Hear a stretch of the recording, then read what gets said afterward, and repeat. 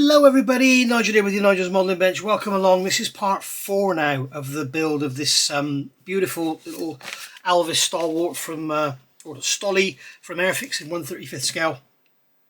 So, in parts 1, 2 and 3 we talked about issues with the kit, we showed you how to fix them. I also did some previous videos about dealing with sink marks and stuff. And now we're sort of, well into the build. So here we are now with part 4. We have got the cab basically built up, and as you can see I've got all the detail painting done. Detail painting on camera is probably the most boring thing in the world to watch, so I've basically sprayed the interior NATO green. Now, as it would have, apparently Luke has been telling me from Black Rifle Model Works that basically from, and also the other guy, sorry I've forgotten your name, but his wonderful comment about paint colors is in part 2 in the description and in the comments under the video. But basically sort of from 69-70 they started to move from the bronze green to NATO green. Production of these was from 66 to 72 I believe.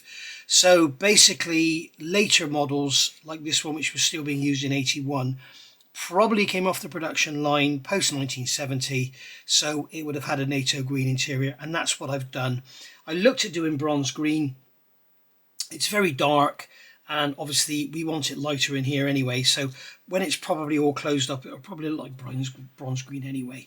So this area in here, we've done the black on here. This is Viejo 71057 black, brush painted on, so we've done the seats in that. Basically I sprayed it over first with LP58 NATO green, and then as you can see here, I've given the instrument panel a gloss coat ready for the decal, because I want the decal to really pull down nicely. You don't have to put gloss coats under decals, but I always do, just to guarantee, it doesn't guarantee, but it gives you a far better chance of having no silvering. So I masked around that and gave that a gloss coat, and as you can see it's nice and shiny. So there we go. That's LP9 by the way, that's my go-to gloss coat. This is Mr. Surfacer, the light grey, and then I've masked off the top and I've painted the bottom green after I glued it in. I noticed in the instructions they're asking you to paint this in flat black, but I'll just leave it in green. We've got the little bottle here, that's done in a Games Colour Workshop Bone, I think it's called. And then we've got the black knobs on the end of the dials and everything. I've done the steering wheel here, I've sprayed that in a semi-gloss black. That's LP5 I believe. And then we've also got this radio here, which is also done in the NATO green, so that needs some detail painting and some work to get it all going. And then once we've got the decal on there and we've done the detail painting on there, we'll give it a flat coat and then go in with gloss to represent glazing on the dials. Now obviously in here I've got the black around the window, so that was going to look good. And then we've got in here, we've painted all these ducts and everything, and I've gone over with the black wash, and the same in here, gone over the black wash just to sort of dirty it up and sort of take away the evenness. And you can see that we've got the washes all around that feature there, around those features there. The actual what I think of fire extinguishers, I painted them with a gloss, I think it's X5, a gloss Tamiya paint, so the decals will take better, and just to sort of make them stand out a bit. The exhaust here is done. I've assembled that up. You remember last time I showed you about drilling the exhaust, glued all that together. I was going to do the exhaust first, but I thought sod it, I'll just glue it all together and then pick up the exhaust afterwards in the Citadel paint, which Luke recommended to me. I can't think what it's called now, but it's a very, very good paint. It gives you like a rusty finish and a rough look as well. Now these hatches, this is something a lot of people have talked about. They've got these ejector pin marks in them and they're a pain in the bum. So what I do is I take a little sanding stick like this, and what I do is take a bit off it with a pair of old cutters. Don't use your newest cutters because it will blunt them. And then with a pointed tool, we can come in the back and just press the pointed tool into there. Okay. And then basically we can put that in there, and that becomes like a little sanding stick, and we can just go over and sand away. This isn't the best actually tool, this is the better one with the sharper point. This will actually hold it a lot better. And then basically we can go over there and just use that little tiny tool, little tiny sander, just to sand over the ejector marks. It's a real shame they've got them in there. I wish they hadn't done it. The other thing you could do is come in with a radius blade, a number 10 Swan Morton, and just gently just wipe over to get them flat. If you're having the hatches shut, probably don't worry about it too much. But if you want them open, they really are in your face because they sit on the roof sort of right over the windscreen, and it's such a shame they got them on. I wish they hadn't done it. I really do wish they hadn't done it. It's such a pain in the bum to remove those there. Urgh. Why did they have to do it? It'd been much easier if they had them there and there, or just one there or something, you know. It would have been a lot easier. But urgh, I don't know, some of these designers, I don't know what they're thinking when they put these ejector pin marks in. They're a bane of my life, the bloody things. Right, so that's done. That's the box sanded round all the top there, got it all filled in, so that's all looking lovely, all ready to go. So that's good. I showed you that already. The interior panels are done here. Wheels and tires, they're all sanded, so that's all nice. Got the super glue in there. There was a little bit of a mismatch in some of the tires, so I just basically sanded them over with a 400 grit Infinity sponge. So there we go. So that's that done. Just go over and get them sanded. Make sure you keep the nice round section on them. And bear in mind, they were pumped up to 40 odd PSI. I think it was 40, 38 or 36 and 28. The tires, the pressure decreased as you move backwards. But according to the chieftain. So there we go.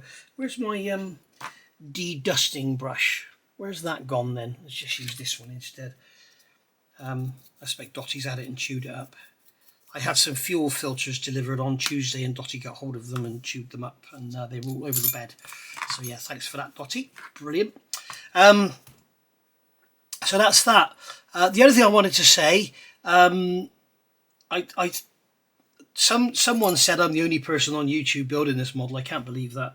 But if I am, if you do see one of my hints and tips or something I come across or whatever, and you use it in your video, just please have the respect to say, like I've said, Moss told me he fitted this. Make sure it doesn't go back in that slot. Make sure you use the slot on this side to locate it. Because if you put it in the slot at the bottom, it's too far back, and then you have to take it off to fit the bulkhead. Give us a shout out. Don't just go on one of your live streams and say, I think Nigel's got this wrong. If I've pointed you in the direction to make you look at something a bit closer, then, like I said, this front end here, this is what I'm talking about. I think I may have got it wrong.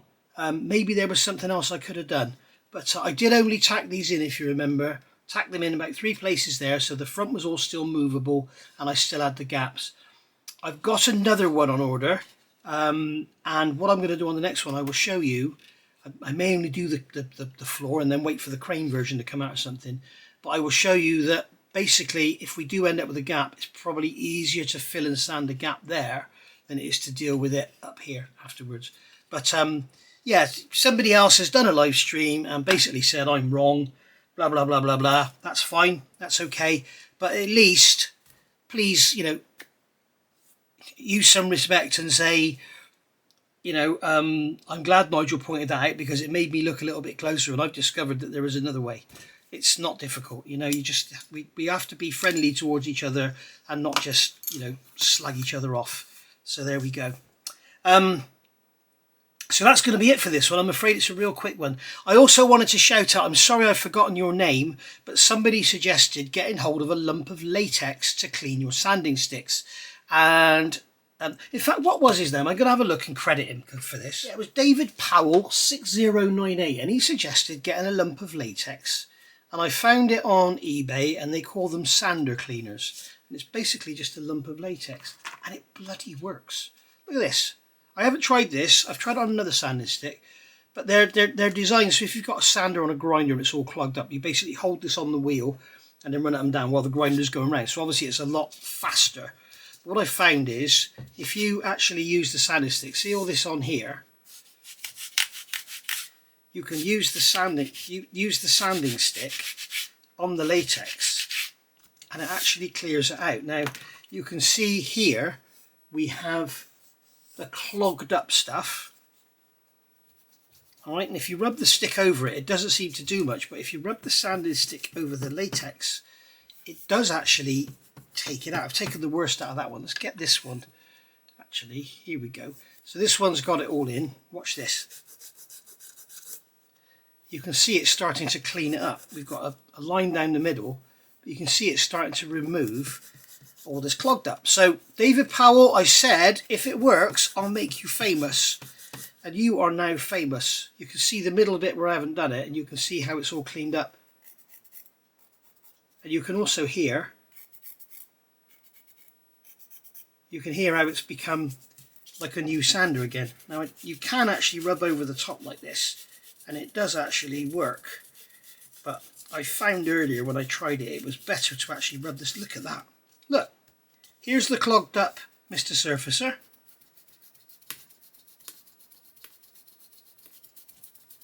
Look at that. It's like a new sanding stick again.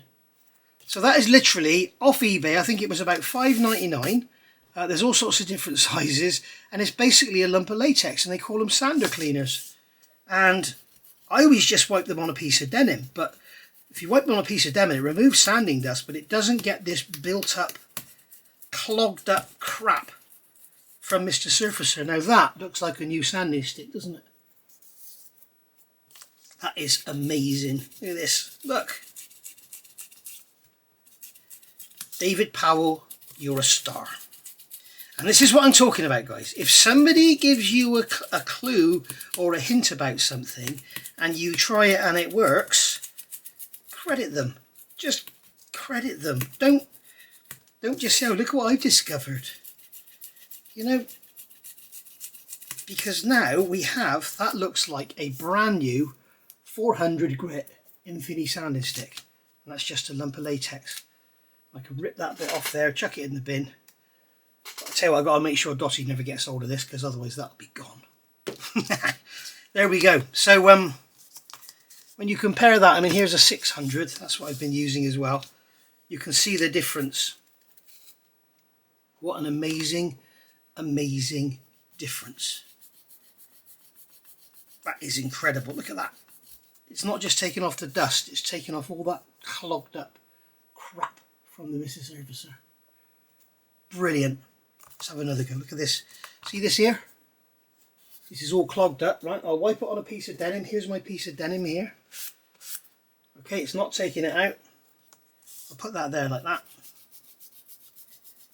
Look at that. There you go. Brilliant. Thank you so much, David. You're a star. Right. I'll see you all. I'll probably do a video tomorrow. We shall see. We'll get all this put together and go from there. Thank you for watching. Bye for now.